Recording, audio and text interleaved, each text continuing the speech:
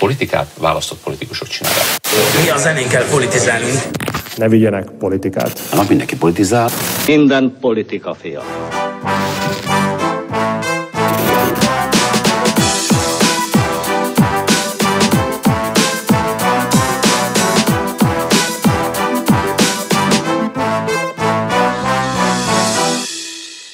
Szia! Én Tompos Marci vagyok, ez itt pedig az XYZ, a Momentum vlogja. A politika Magyarországon olyan, mint a bulvár. Ha rákérdezel, mindenki azt fogja mondani, hogy engem, nem foglalkozom vele. Aztán valahogy mégis mindig ez ömlik a médiából. Itthon egyébként erősen ér az a hozzáállás, és nem csak a politika kapcsán, hogy a Schuster maradjon a kaptafánál, azaz mindenki azzal foglalkozzon, ami ezért. Hülyén is jön neki, ha mondjuk a cukrászok építenék a házakat, vagy a gázszerelők irányítanák a tévéket. Politika kapcsán azonban ez így nem igaz, hiszen az mondjuk keveseket érint, hogy egy gázszerelő milyen tévét szeretne csinálni. Jó tévét, nézhető tévét, jobboldali tévét. Addig a politika alapvetően olyan kérdések eldöntéséről szól, amelyek mindannyiunk életét befolyásolják. Azt gondolom, hogy a sikeres fejlesztéspolitika az alapvető nemzeti ügy. Gulyás Gergely hangsúlyozta, azt szeretnék, hogy az ötkarikás játékok budapesti megtartása nemzeti ügy legyen. Például. És ha már nemzeti ügyek, azaz mindannyiunkat érintenek, akkor mindannyiunknak joga van beleszólni abba, hogy hogyan alakulnak, és mindannyiunknak joga van felhívni a figyelmet mondjuk egy problémára. Meg tudnál nekem mondani, mennyi a jövedelme? 90 000. Egy jó ötletre. Visszamenőlegesen láthatóvá válik a beteg életút az i-korlap segítségével. Vagy egy már bevált megoldásra. Hogy Finnországban az összes gyerek kb. 40%-a valamilyen kiegészítő támogatást kap, tanulástámogatást kap. Itt a kulcs szó pedig a figyelemfelhívás. Mert bár a végén a döntést úgyis a politikusok fogják meghozni, elvégre ezért választottuk meg őket, de attól még oda kell, vagy legalábbis oda kellene figyelniük arra, hogy mit akarunk. És hogy miért, arról hallgass meg egy mesét a Tanárbá tolmácsolásában. Szervusztok, én a Tanárbá vagyok. Egyszer volt, hol nem volt, mindig voltak Meseországban neveldék, amit a királyi főtanmester irányított, hol így, hol úgy.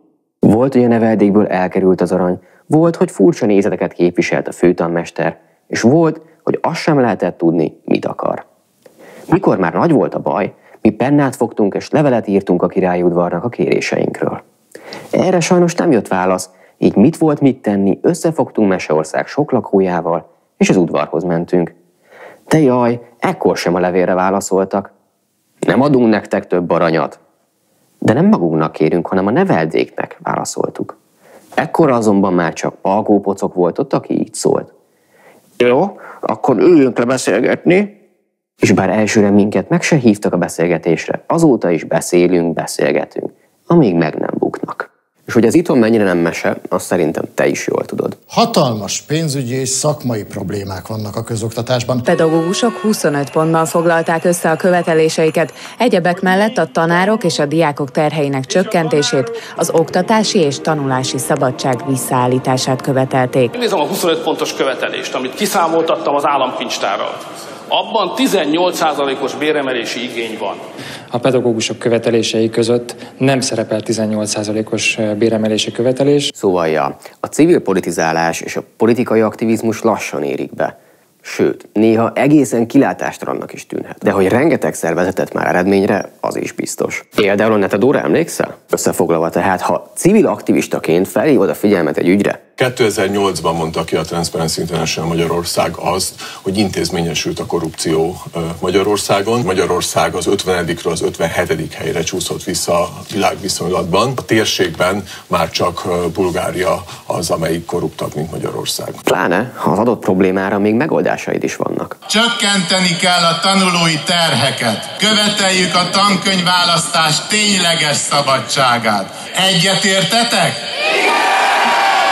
Akkor igen, politizálsz, és ezt nagyon jól teszed. Ezért arra kérünk, hogyha egyetértesz a Momentum mostani ügyével, a Nolimpia kampánnyal, akkor állj ki a véleményedért, és támogass minket is aktivistaként. Az ehhez szükséges összes információt megtalálod a nolimpia.com-on. A végére pedig tőled kérdeznék egyet. Szerinted mi a legjobb példája a civil politizálásnak? Ha van bármilyen válaszod, kommentálj. Találkozunk jövő csütörtökön.